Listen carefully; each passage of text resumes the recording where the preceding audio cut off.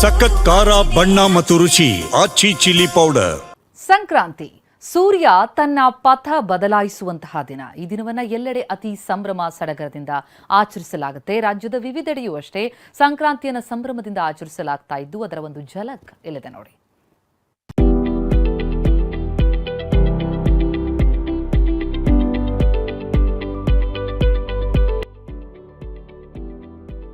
ಬಣ್ಣ ಬಣ್ಣದ ಇಳಕಲ್ ಸೀರೆಯುಟ್ಟು ಬಗೆ ಬಗೆಯ ಆಭರಣ ಧರಿಸಿದ ಮಹಿಳೆಯರು, ಕೈಯಲ್ಲಿ ಅಡುಗೆ ಬುಟ್ಟಿ ಹಿಡಿದು ಗಂಗಾವಾದೇವಿಗೆ ಪೂಜೆ, ಮನಸ್ಸಿನ ಮೈಲಿಗೆ ತೊಳೆಯಕ್ಕ ಎಂದು ಹಾಡುತ್ತಾ ಸಂಭ್ರಮ. ಧಾರವಾಡ ಸಾಧನಕೆರೆ ಉದ್ಯಾನವನದಲ್ಲಿ ಕಂಡುಬಂದ ದೃಶ್ಯಗಳಿವು.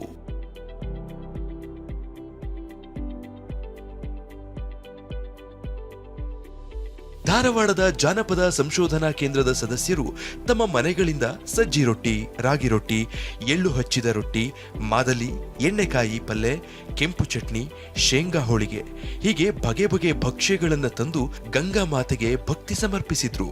ಎಳ್ಳು ಬೆಲ್ಲ ಹಂಚಿ ಸಂಭ್ರಮಿಸಿದ್ರು. ಈ ಸಂಕ್ರಾಂತಿ ಒಳಗೆ 108 ನಮೂನಿ ಅಡುಗೆ ಮಾಡ್ತೀವಿ ನಾವು.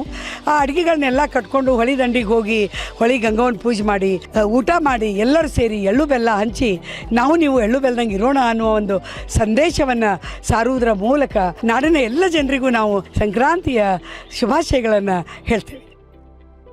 ದಾವಣಗೆರೆಯ ಶಾಲೆಯಲ್ಲಿ ಮಕ್ಕಳ ಸಂಕ್ರಾಂತಿ.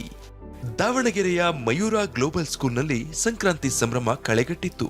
ಇಡೀ ಶಾಲೆಯಲ್ಲಿ ಸುಗ್ಗಿಯ ವಾತಾವರಣ ನಿರ್ಮಾಣವಾಗಿತ್ತು. ಪುಟಾಣಿ ವಿದ್ಯಾರ್ಥಿಗಳು ಹಳ್ಳಿ ಸೊಗಡಿನ ವೇಷಭೂಷಣ ತೊಟ್ಟು ಕಂಗೊಳಿಸಿದ್ರು. ಪೋಷಕರು, ಶಿಕ್ಷಕರು ಸಂಭ್ರಮದಿಂದ ಪಾಲ್ಗೊಂಡಿದ್ರು.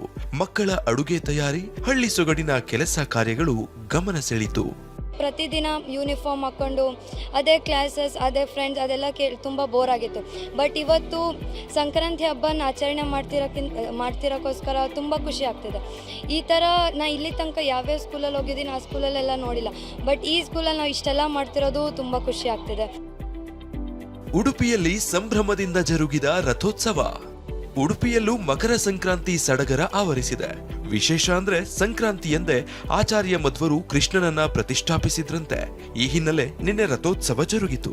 ಬ್ರಹ್ಮರಥ, ಗರುಡ ರಥ, ಮಹಾಪೂಜಾ ರಥದ ಹೆಸರಿನ 3 ರಥಗಳನ್ನ ಇಲ್ಲಿನ 8 ಮಠಗಳ ಸುತ್ತಲೂ ಪ್ರದಕ್ಷಿಣೆ ಹಾಕಿಸಲಾಯಿತು. ಸಾವಿರಾರು ಭಕ್ತರು ರಥ ಎಳೆದು ಭಕ್ತಿ ಸಮರ್ಪಿಸಿದ್ರು. ಇನ್ನು ಕೋಲಾರದ ಪಿಸಿ ಬಡಾವಣೆಯಲ್ಲಿ ಸಂಕ್ರಾಂತಿ ಮುನ್ನಾ ದಿನ ಆಚರಿಸುವ ಹಳೆಯದನ್ನ ಸುಟ್ಟು ಹೊಸದನ್ನ ಸ್ವೀಕರಿಸುವ ಬೋಗಿ ಹಬ್ಬ ಆಚರಿಸಲಾಯಿತು. ಕಪ್ಪು ಕಬ್ಬಿಗೆ ಉತ್ತಮ ಬೆಲೆ, ರೈತರು ಖುಷ್. ಎಳ್ಳು ಬೆಲ್ಲದ ಜೊತೆ ಕಬ್ಬಿನ ತುಂಡನ್ನ ಕೊಟ್ಟು ಶುಭಾಶಯವನ್ನ ಕೋರುವುದು ಸಂಕ್ರಾಂತಿ ವಿಶೇಷ. ಅದರಲ್ಲೂ ಕಪ್ಪು ಕಬ್ಬಿಗೆ ಡಿಮ್ಯಾಂಡ್ ಜಾಸ್ತಿ. ಚನ್ನಪಟ್ಟಣ ತಾಲೂಕಿನ ಪಟ್ಲು ಗ್ರಾಮದಲ್ಲಿ ಕಪ್ಪು ಕಬ್ಬು ಬೆಳೆಯಲಾಗಿದೆ. ಈ ಬಾರಿ ಈ ಕಬ್ಬಿಗೆ ಬೇಡಿಕೆ ಹೆಚ್ಚಾಗಿದ್ದು ಉತ್ತಮ ಬೆಲೆಯೂ ಸಿಗ್ತಾ ಇದೆ. ಬೆಂಗಳೂರಿನ ಜಿಬಿಎ ಎಲೆಕ್ಷನ್ ಇದಕ್ಕೆ ಕಾರಣ. ಕೆಲ ರಾಜಕಾರಣಿಗಳು ಕಬ್ಬನ್ನ ಖರೀದಿಸಿ ತಮ್ಮ ಕ್ಷೇತ್ರದಲ್ಲಿ ಹಂಚಲು ತೆಗೆದುಕೊಂಡು ಹೋಗಿದ್ದಾರೆ. ನಮ್ಮ ಈ ಕರಿ ಕಬ್ಬು ನಮ್ಮ ಒಂದು ಬಾಳಿಗೆ ಸಿಹಿ ತಂದಿದೆ. ಬಿಬಿಎಂಪಿ ಎಲೆಕ್ಷನ್ ಇರೋ ದಿವಸದಿಂದ ಅಲ್ಲಿದ್ದಲ್ಲೇ ಕಬ್ಬನ್ನ ಫ್ರೀಯಾಗಿ ವಿತರಣೆ ಮಾಡ್ತಾ ಇರೋದು. ಈ ನಾವೇನು ಬೆಳೆದಿದ್ದೀವಿ ಕಬ್ಬೆಲ್ಲ ಮಾರ್ಕೆಟ್ಗೆ ಹೋಗಿಲ್ಲ ಈ ಸರ್. Bureau report, TV9.